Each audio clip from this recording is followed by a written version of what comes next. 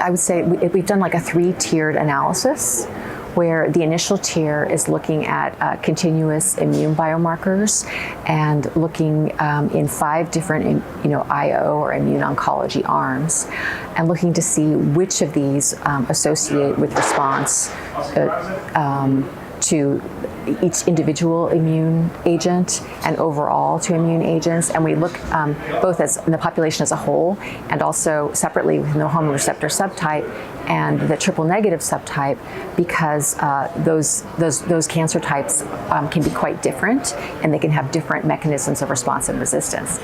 And what we found is that there's a group of signatures which one might classify as tumor-immune signaling, and they are dominated by chemokines and cytokines.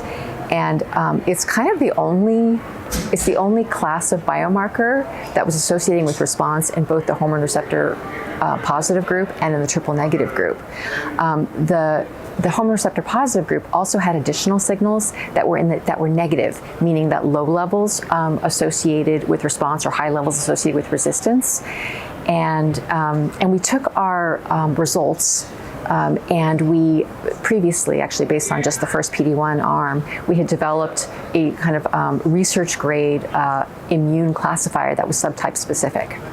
And what we did is we integrated this immune biomarker into other biomarkers, such as actually, HR, HER2, and then this notion of whether cancer is luminal versus HER2 type or basal, and also DNA repair deficiency or carbo response arm. And we integrated this into a from 5 to 6 response predictive subtype schema that is a much better way of dividing patients into groups than the classical clinical hormone receptor status high low, HER2 status high low, in a modern treatment landscape where we have a lot of different kinds of agents. We have immune agents, we have platinums and PARP inhibitors and AKT inhibitors, and by combining these into a new subtyping system, our results suggest, and are actually being tested now in a new incarnation of the trial,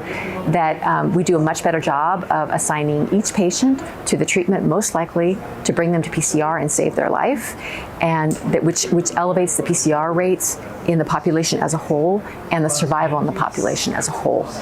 And then we partnered with a company, Agendia, to transform our research grade biomarkers and results into a clinical grade biomarker that can be used in a trial and beyond in the population, and that's called ImPrint. And so ImPrint, there's 53 genes within it. They are used to classify patients as being immune high or low, or ImPrint high or low. And though it's the same 53 genes, this is subtype specific too, which is not something I really got into in the presentation, in that the weights are different for hormone receptor positive patients and for triple negative patients. And then we basically assess the prevalence and the performance in these 5 IO arms. And what we found was that in the hormone receptor positive group, it's amazing. It is absolutely amazing. Because that was developed only using the data from the first arm, the first immune arm we looked at, and then it was applied to all these other arms. And we had, it was not prospective, but it was definitely like a validation.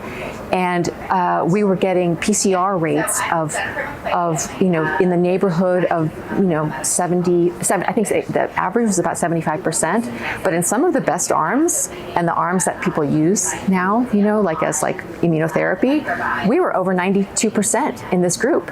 And it's not that small of a group. It's like 30% of our hormone receptor positive patients who are already in the high risk category.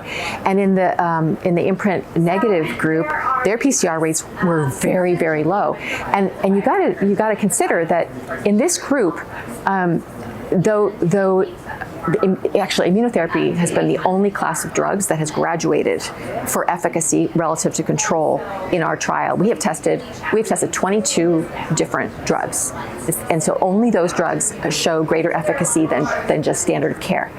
And but the PCR rates, if you look at all hormone receptor positive HER2 negatives, are 30% roughly.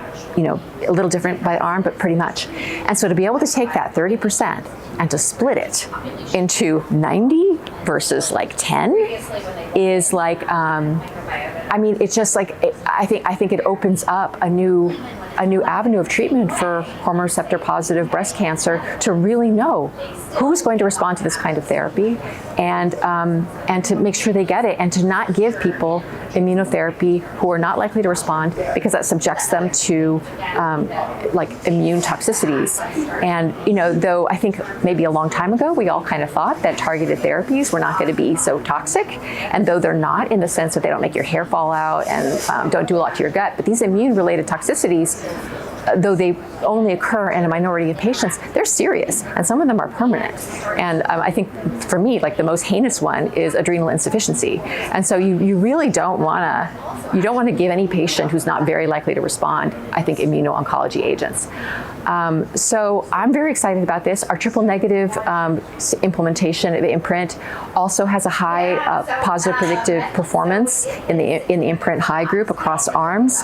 We are working on lowering the PCR rate. I'm actually working on a revision right now because I want to get that PCR rate in the ImPrint negative group from what it is now on the average, which is about 37%, down to approximately 25 to 30%, because then that puts it on par with the control therapy of taxane followed by anthracycline. And I think when we do that, so I feel like the ImPrint for hormone receptor positive HER2 negative breast cancer is ready for prime time, like now. Like I mean, if I were a patient, I would want it. I would want to know what my status is, and I would want to use it to make a decision. ImPrint for triple negative, we are almost there. I mean, we could be there depending on, like, so in a collaborative framework.